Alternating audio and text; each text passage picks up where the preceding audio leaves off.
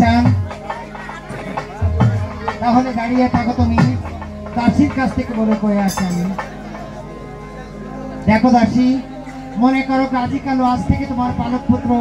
যাও দাসী, যাও সত্তার করে যাও, ওই চরণী মাতাকে আমাদের নিকট পাঠিয়ে দেওয়া হয়। তাই যাচ্ছি।